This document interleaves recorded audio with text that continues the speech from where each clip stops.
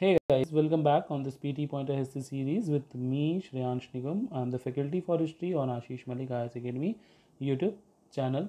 So I hope so that you all are doing good and are completely safe at your home.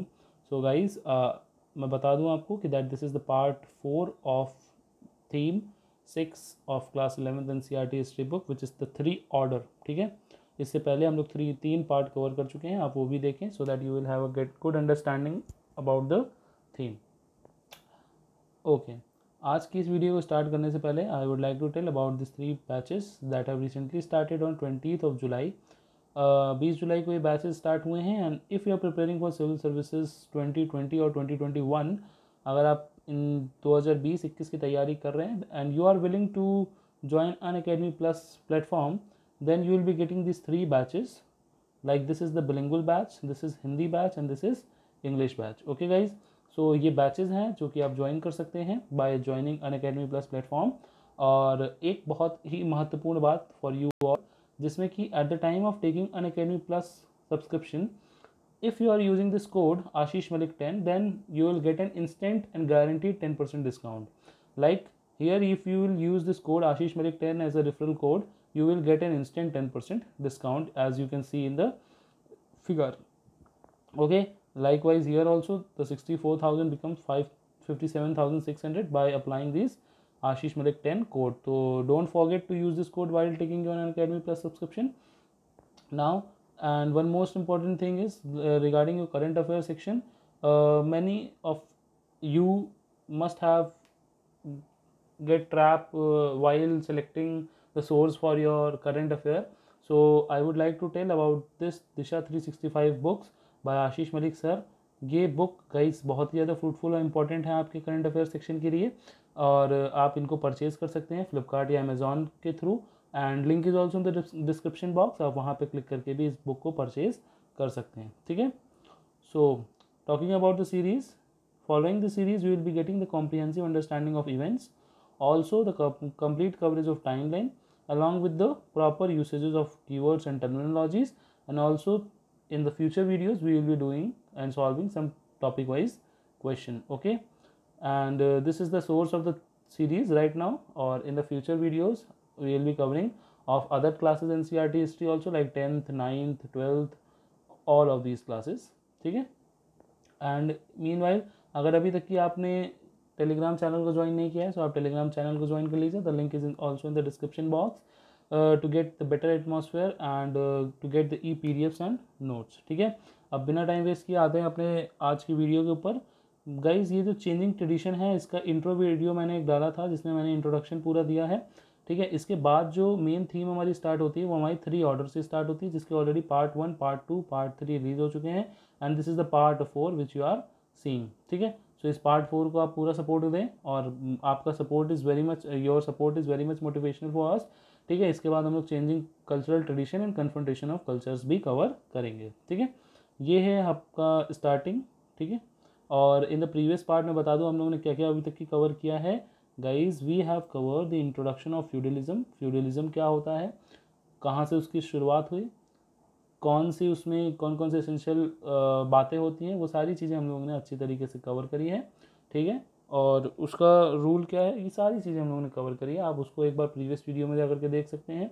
जो 3 orders की कल्पना है इसके बारे में भी हम लोगों ने बहुत क्लियर वे में कवर किया है. फ्रांस में 11th सेंचुरी BC से जो AD से स्टार्ट हुई थी वो भी हम लोग ने पूरे अच्छी तरीके से कवर किया है. आप उसको भी प्रीवियस वीडियो में देख सकते हैं. Likewise the manorial state, like the lords जहाँ पे रहते थे उसको मैनर प्लेस कहा जाता है, मैनर बिल्डिंग कही जाती थी. ये हम लोग ने बहुत क्लियर और डिस्क्रिप्टिव बेसिस पे कवर किया है. Along with the knights and monks, जो क्निट्स होते थे जो कि वॉरियर्स होते थे जो कि सोसाइटी की रक्षा करते थे उनके बारे में. मॉन्क्स जो कि बेसिकली मोनास्ट्रीज में हम लोग को देखने को मिले थे. मैंने आपको बहुत ही डिस्क्रिप्टिव बेसिस पे समझाया था, पिक्चर के माध्यम से समझाया था. ठीक है, एंड लाइकवाइज इन्वायरमेंट उस टाइम का कैसा था and also the crisis of 14th century and political changes.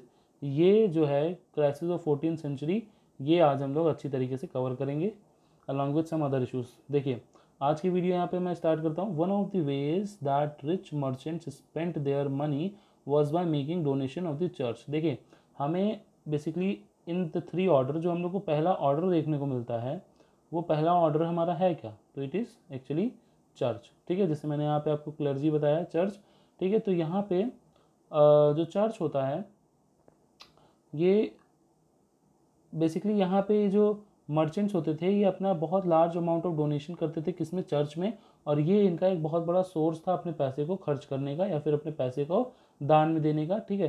सो ये जो चर्च होते थे इनको लॉट अमाउंट ऑफ रिसीविंग मिलती थी बाय दीज रिच मर्चेंट्स, ठीक है।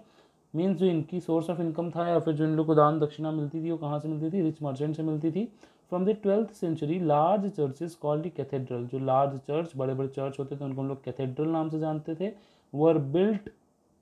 वर बीइंग बिल्ट इन फ्रांस। वहाँ पे हमें फ्रांस में 12th सेंचुरी में काफ़ी बड़े बड़े कैथेड्रल्स देखने को मिलते हैं, ठीक है। और अगर हम उसी पर कंटेम्प्रेरी बात करें इंडिया की, तो उस समय यहाँ पे क्या हो रहा था, सो यहाँ पे कई सारे एक तरीके से कह सकते हैं अटैक्स हो रहे थे, सोमनाथ के मंदिर पर अटैक हो रहा था। वो बैकड्रॉप जो है वो जो मतलब जो बैकग्राउंड चल रहा है वो भी हम लोग अपनी आने वाली क्लासेस में कवर करेंगे, ठीक है। तो आप इस पूरी सीरीज़ को फॉलो करते रहिएगा, ठीक है। These belong to monasteries, but different groups of people contributed to their construction with their own labor, materials और money। देखिए उस टाइम पे क्या होता था, चाहे हम अगर हम कभी इंडिया के पर्सपेक्टिव में भी 5th 6th सेंचुरी की बात करें तो वहाँ पे जैसे हम लोग ने देखा है कि टेम्पल फॉर्मेशन जो होता है वो एक बहुत ही इम्पॉर्टेंट एस्पेक्ट माना जाता है to show the power and also to show the richness, ठीक है। तो यहाँ पे हम ये तो नहीं कहेंगे that to show the power और रिचनेस, बट यहाँ पे ये ज़रूर है कि जो मोनेस्ट्रीज होती थी उनसे ये सारी चीज़ें बिलोंग करती थी, लेकिन लोगों की ऐसा आप कह सकते हैं कि आस्था थी कि जिसकी वजह से लोग डिफरेंट डिफरेंट ग्रुप्स के लोग भी कंट्रीब्यूट करते थे, किस लिए, तो कंस्ट्रक्शन के लिए, ठीक है। वो चाहे लेबर हो, चाहे वो अपना श्रम के माध्यम से, चाहे फिर वो अपना मटीरियल या फिर अपने मनी के थ्रू, ठीक है। तो ये आपको आई होप से समझ में आ गया होगा। Cathedrals were built of stone, पत्थरों के बड़े बड़े पत्थर बोल्डर्स के बनाए जाते थे, and took many years to complete. उनको बनने में ऐसा तो है नहीं आज सोचा कल बन गया, ठीक है, ऐसा तो है नहीं बिल्कुल भी। सो इनको बहुत टाइम लगता था। As they were being built the area around the cathedrals became more populated and when they were completed they became centres of pilgrimage. देखिए अब ये तो बट ऑब्वियस सी बात है कि जो चर्च होता था, ठीक है, चर्च जो मतलब इनको बनाएंगे वो वर्कर्स ऐसा तो है नहीं कि डेली अप डाउन करेंगे, ठीक है। ऐसा तो है नहीं, अगर हम कोई लोकल बिल्डिंग या कोई मान लीजिए कोई मल्टीनेशनल बिल्डिंग भी बनते हुए देखते हैं तो वहाँ पे हम लोग को क्या दिखता है कि जो बिल्डिंग होती है और जो बिल्डिंग के मैन्युफैक्चरर्स होते हैं, लेबरर्स होते हैं, वो भी कहीं ना कहीं आस पास के ही होते हैं। ऐसा नहीं कि कोई बहुत माइल्स ऑफ किलोमीटर दूर से कोई आ रहा हो, ऐसा तो होता नहीं है।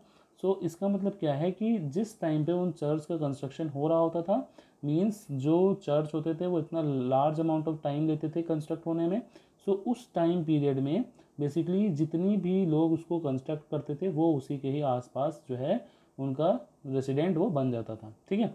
और जैसे ही वो चर्च बन के तैयार होता था, जैसे ही वो चर्च बन के तैयार होता था तो वो एक पिलग्रिमेज का साइट बन जाता था।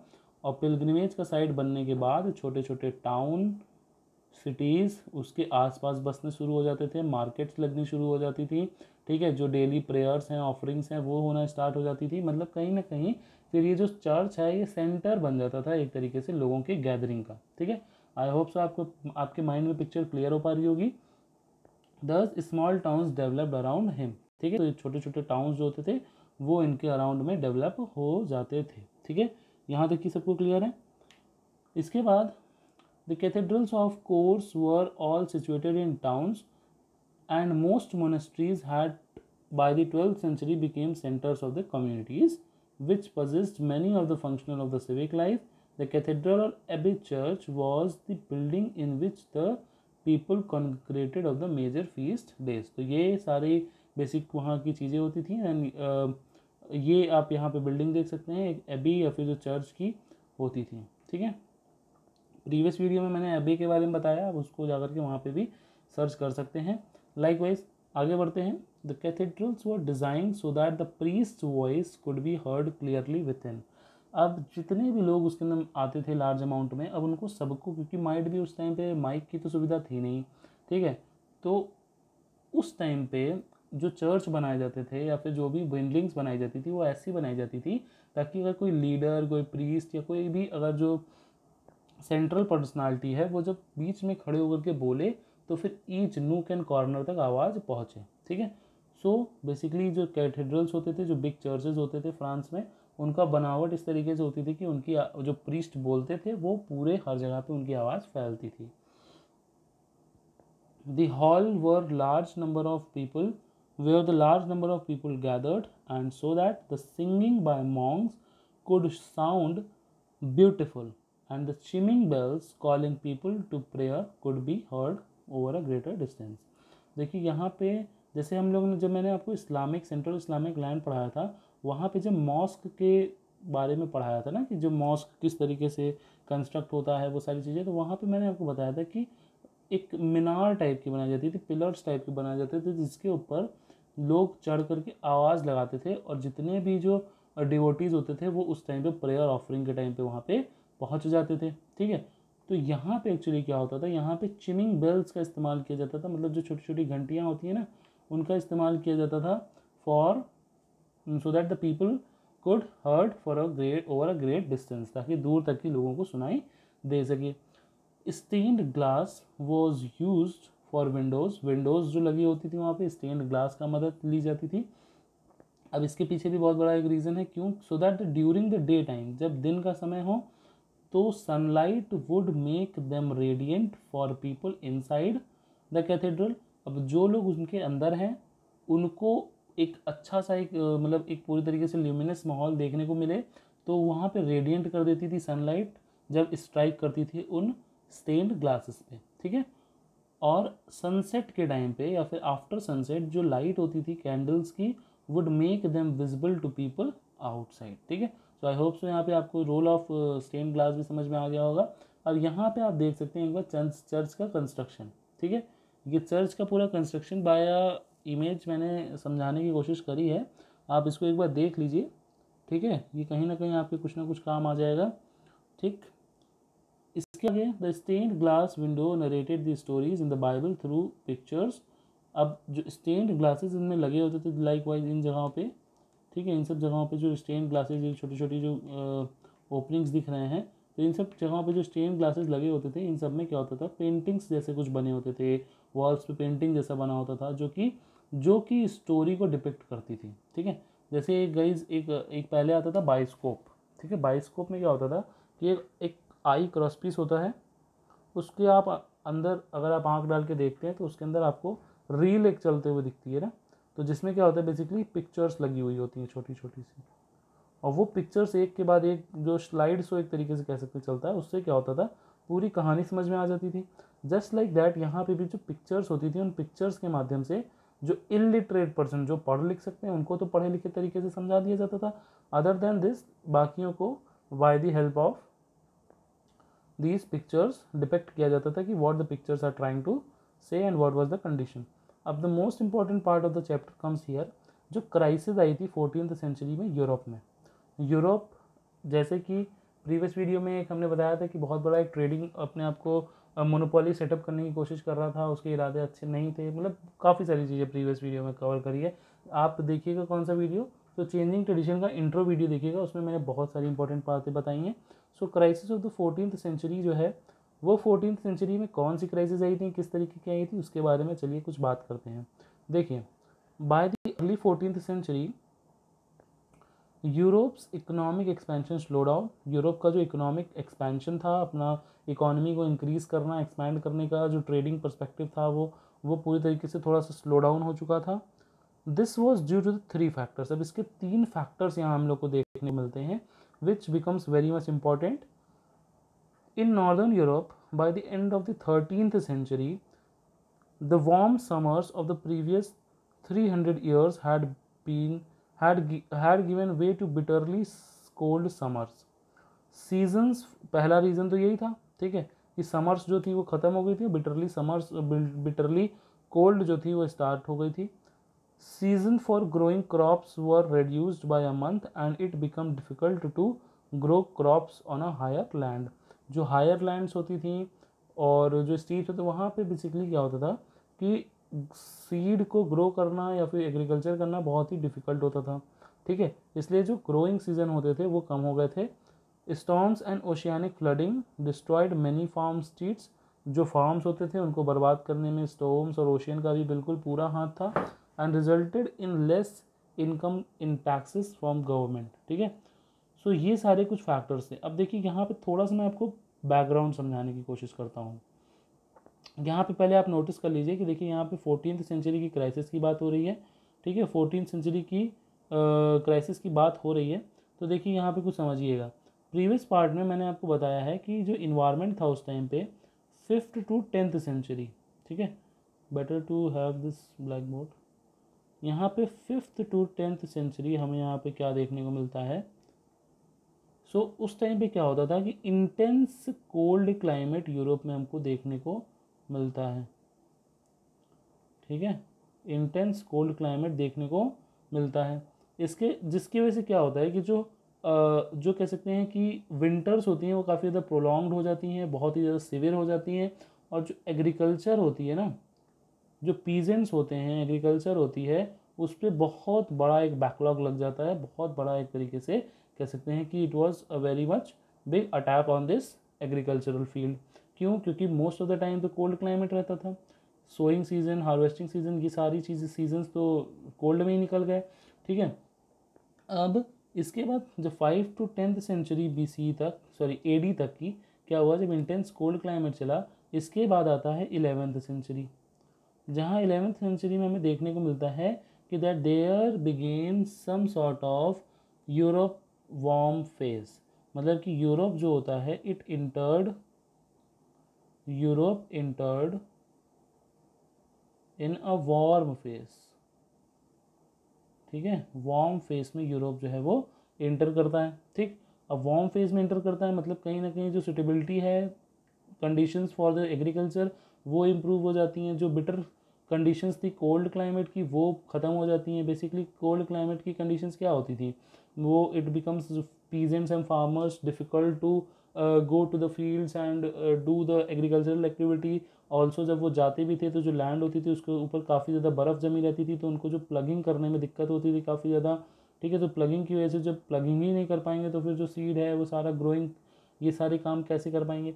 ठीक है, उसके बाद हमें देखने को मिलता है कि by the end of 13th century हमें फिर से कोल्ड सीजन देखने को मिलता है, जो कि वापस हमें यहीं पे लेकर के आ जाता है। ठीक है, वापस से हमें यहीं पे लेकर के आ जाता है इन द वार्मर। और जो वार्म सीज़न है वो ख़त्म, वो वार्म समर ख़त्म होने लगते हैं, कोल्ड आने लगता है। और इसी के साथ साथ हायर लैंड्स पे जो है ग्रोइंग करना, एग्रीकल्चर करना वो बिकम डिफ़िकल्ट। अलॉन्ग विथ जो स्टॉर्म्स हैं, ओशंस हैं, वो भी कहीं ना कहीं जो फार्म्स हैं उनको बहुत ही बुरी तरीके से इफेक्ट करती हैं, जिसकी वजह से एट लास्ट क्या होता है, जो टैक्स सिस्टम होता है, जो रेवेन्यू सिस्टम होता है सरकार का, वो इफेक्ट होता है। ठीक है, जो कि आप यहाँ पे देख सकते हैं विच resulted in less incomes in tax for the government. ठीक है, तो वहाँ पे जो टैक्स कलेक्शन होता है वो कम हो जाता है, बिकॉज ओवरऑल प्रोडक्शन ही नहीं हो रहा है, तो टैक्स कहाँ से दे पाएंगे sir. The opportunities offered by favorable climatic conditions before the 13th century had led to a large-scale reclamation of the land of forest and pastures for agriculture। देखिए, जो लैंड ऑफ फॉरेस्ट था उसमें बहुत बड़ा reclamation होता है। Favourable जो climatic conditions होती हैं वो ऑफर या फिर वो अपॉर्चुनिटीज़ ख़त्म हो जाती हैं। Before the 13th century had led to the large scale reclamation of the land of forest and the pasture of agriculture. जो पास्चराइजेशन या फिर जो पास्चर ऑफ एग्रीकल्चर होता है वो भी कहीं ना कहीं बैकलॉग में आ जाता है। But intensive plugging had exhausted the soil despite the practice of the 3 field rotation. जो 3 फील्ड रोटेशन इससे प्रीवियस पार्ट में मैंने आपको बताया था, आप यहाँ पे एक बार देख भी सकते हैं कि जो basically by the 11th century there is an evidence of the severe technological changes. कई सारे टेक्नोलॉजिकल चेंजेस हमें वहाँ पे देखने को मिलते हैं। ये गाइस प्रीवियस पार्ट की एक स्लाइड मैंने आपके लिए फिर से कोरिलेट करने के लिए उठाई है। Instead of the very basic wooden plugs, जो कल्टिवेटर्स होते थे, दे begin using the heavy iron tipped plugs and the mould boards. These plugs could dig much bit. तो बेसिकली ये तो आपको टेक्नोलॉजी के बारे में डिस्क्राइब कर रहा है। इसी के साथ एक 3 फील्ड रोटेशन ऑफ क्रॉप्स होती है, जिसको कि आप प्रीवियस पार्ट में जाकर के देख सकते हैं, उसमें मैंने बहुत ही डिस्क्रिप्टिव बेसिस पे बताया था। The shortage of the pastures reduce the number of cattle. जो पास्चर होता है वो लोगों का कम हो जाता है, जो कैटल्स के लिए कम हो जाता है, और that result to the loss of reduce the number of pastures. फिर population growth was outstripping resources and immediate result was famine. जो फेमाइन, सूखा, अकाल पड़ते हुए हमको दिखता है।